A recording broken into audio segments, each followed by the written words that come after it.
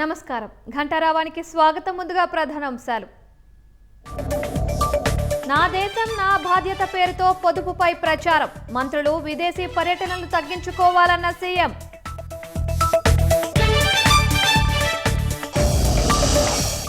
ప్రతి శుక్రవారం ప్రజాప్రతినిధుల వాహనాలకు దూరం.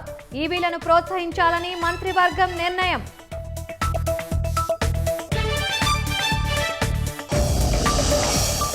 ఏపీ, తెలంగాణ సహా 16 రాష్ట్రాల్లో ఎస్సీఆర్. ఈ నెల 20న ప్రారంభం కానున్న ప్రక్రియ.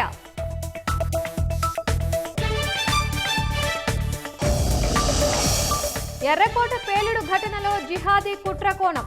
ఆధారాలు లభ్యమైనట్లు ఎన్ఐఏ ఛార్జిషీట్.